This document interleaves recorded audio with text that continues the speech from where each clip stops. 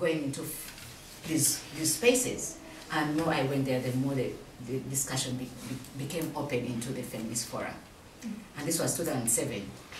We went on, and 2011, the feminist forum actually elected me to be on the board of the country.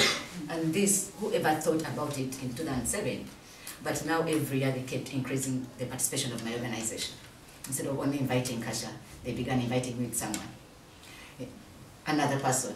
So sometimes for the last 4 years we've been in the forum, like 4 of us, and they actually give us space to talk about our organization, about ourselves. And because of this connection with the feminist movement, they introduced us to other, not all women organizations really were in human rights, in women's rights, because some of them actually promoted patriarchy.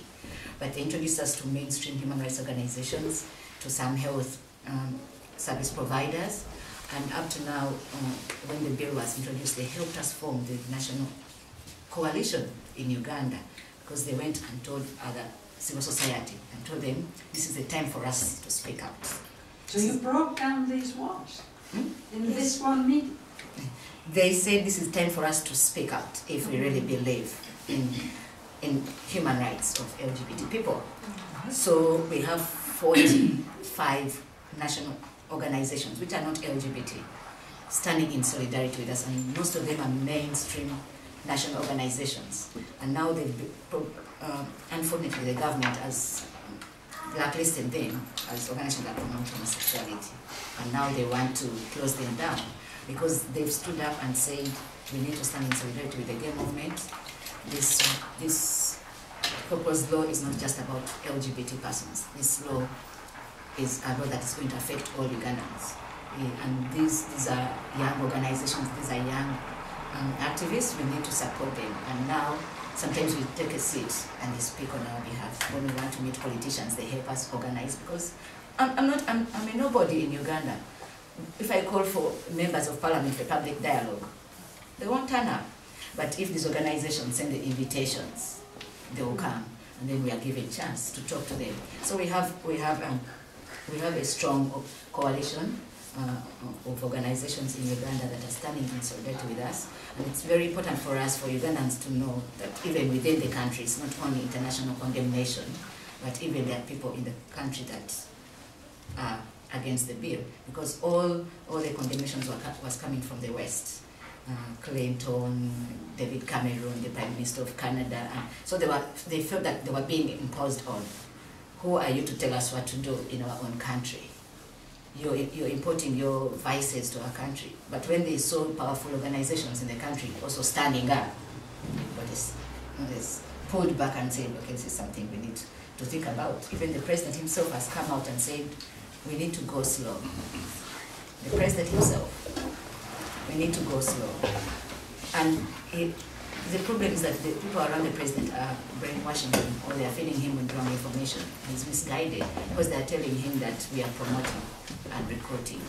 And so he's saying that homosexuals were never persecuted, that if they are promoting and recruiting children, we need to stop them from doing that. So that's where the challenge is. Now there is the issue for the foreign policy issue that the president has to show the world. At the same time, there's a lot of support, popularity from Ugandans who are saying, we want to protect our children, pass the bill into law. You pass the bill into law, you're breaking the cooperation with the international community. So the challenge the government is having right now is, how do we actually remove this bill without losing face? Ugandans want the bill passed.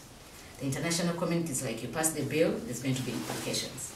Now even people at home, even in the parliament, are stuck. How do we stop the bill and don't lose face? So that's the challenge that is happening right now. Okay, so another question. I just wanted to say this is so inspiring, and I think that you have so much to teach to us. I want to ask you a personal question, if you don't mind. Sure. What gives you the strength? Like when you're alone with yourself and you feel like everything is falling apart, what gives you the strength to continue? Well, for me, what actually even drove me to start this work was the privilege I got, because I had a supportive family from beginning. And so I used that opportunity to help those who are not privileged like me, because I had nothing to lose. I was already open, I was already out, I'd never been in the closet. I didn't have a chance to actually say, okay, I'm going to come out. I never got that chance. So I was like, there's nothing to, there was nothing for me to lose. And because people looked up to me, very many people actually, when they discovered they were gay, they would always come looking for me at university. Actually, even Angela, Angela just returned to Uganda from studying in the United Kingdom, and Angela came out to the brother, and the brother said, don't worry. There's this girl I know somewhere, and connected me. That was in 1999, 2000. And Angela was young. 2001. And Angela was young, and me, I was just finishing university. And so people, very many, because I was always in the newspapers, people, tabloids just writing about, oh, this lesbian was at the beach partying with all these girls. And so people would look for me, and very many people actually came, and that's how I got to know the gay community, and that's how I said we need to do something. And people got scared and said, how do we even start an organization? I told them I'm going to research and do this, because myself I just finished university. I was an accountant, but I've never practiced accounting, because after being expelled from so many schools, even university, I said, this is not what I want anymore. I'm going to change, and that's why I studied human rights advocacy in law, because my mom would drive me to the bar that had just been published in the newspapers that they are homosexuals, and she would park and say hello to my friends. So all my friends were like, you're so lucky. She doesn't even fear parking and coming out. And some friends of mine were disowned, and she would welcome them home. So I said, why not use this opportunity to help other people? I had nothing to lose coming out. But when I'm really down and depressed, because every time I go out of my house, I don't know if I'm coming back, because I've been threatened, I've been beaten before myself, I've been arrested. So every time I'm leaving, I always say bye to my dog, because I may not come back to see it. And when I'm inside the house, I may feel depressed, because every TV station you turn on, someone is preaching. You turn on the other one, someone is calling for the hanging. You turn on the other one. We have a member of parliament who came and said even hanging is still very weak, that they should propose firing squad, and actually volunteered to build the firing squad. This is a member of parliament. And we asked him that, what if it was your son? He said, I'll just cut off his throat. So these are politicians that we put our lives in their hands. So for me, sometimes when it's too much for me, I just play video games. And my friend 2 days ago told me, Kasha, you relax by killing people? Because I have these games where I'm in war and I'm in a battalion. And I said, well, yes, I try to get something that makes me happy, and that's why my phone is full of video games, different kinds of video games. But it's not easy, because you receive phone calls from your friends when they are listening to all this, and they are scared. Kasha, where are you? Are you at home? And sometimes even telling them to come to be with me at home is even putting them more at risk, because myself, it exposes me then more, and yet I don't want the neighborhood to know that I live there. And there's a man who comes and preaches at 6 a.m. at my gate, casting the demons out of my house. And he had stopped doing it, but on Friday, when I was leaving Ireland to come here, so I was communicating at home, telling them, okay, I'm leaving Ireland, I'm connecting, I'll not have another phone until I reach. And they told me, oh, your friend came back. I said, which friend? The preacher. So now he's back, he's preaching every morning. And I think he's doing that so that people can hear him, and people get to know that there's a homosexual here, and anything could happen. So all these kinds of things go on. There's a group of, we have a youth organization that works in the slums in the capital city, and these are, most of them are sex workers, transgender and the sex workers. And when the Irish told the government to return its aid, people, of course, there was a lot, it's the homosexuals who are behind this, they are pretending it's corruption and all this. And then a neighbor's son died because there was no medication in hospital. So the neighbor got so angry and came and attacked these people because they are known in the area and said, you see what you homosexuals are doing? There is no longer aid in the hospital, I mean aid to buy medicine in hospitals because of you people. You're the ones who are telling all the donors to take away the aid and to do this. And they got this big brick and hit inside his home and they were screaming all these kinds of words. So people are really angry at homosexuals and the gay community thinking that we're the ones bringing all the curses in the country. So, yes, but it's sad sometimes I just cry. But when I have a battery on my phone, I play my video games. I love it. Thank you for saying that. Speaking about demons, we have a religious group in Iceland who say they can doctor people who are gay. And they try to, I don't know what kind of doctors they use, they must be religious doctors. And one can only imagine if there is a teenager or a young person belonging to such a family, and I know they are because they write in the papers, and they are on a TV station named Omega. It's a religious station where many religions can come in. They are not all this kind, but I think it's very scary that some people can take a young person and try to brainwash him. Making him so guilty that he will say, I have been... No. Yes, I grew up thinking I have demons because I grew up being told I have demons. And this is very common because even I have members in my organization who have actually been undressed in church because they're trying to cast demons and in the process they've been sexually abused. So it happens a lot that we are told that we have demons.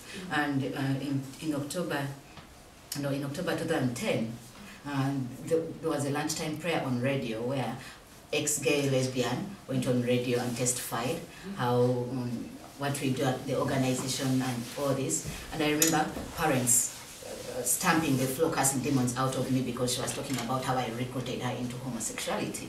And I had a guest from South Africa, a white South African, in my house.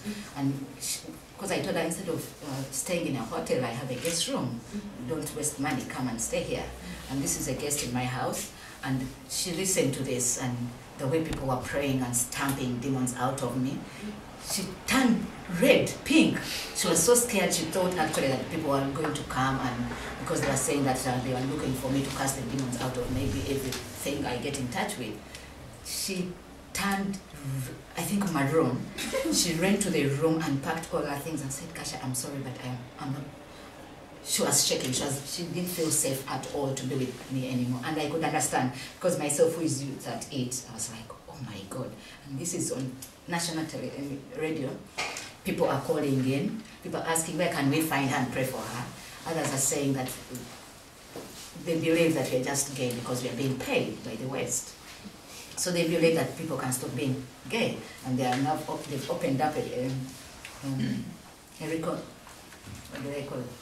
Where they take people to cure them, rehabilitation center, and they're always saying that come and we cure you. And they've corrupted some people who have come actually on television and testified that I was cured of homosexuality and now ex-gay.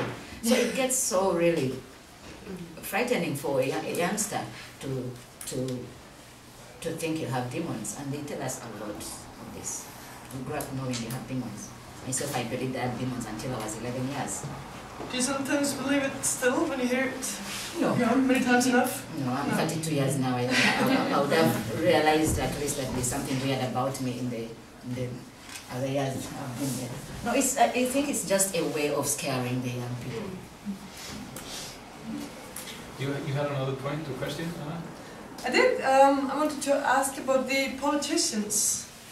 In Iceland, one of the reasons we've come far in the legal context is that we've had pan-political support. So that means some decades ago, people were being quite strategic, and so they recruited the members of parliament who had like a brother who was gay or a relative, had some kind of personal connection.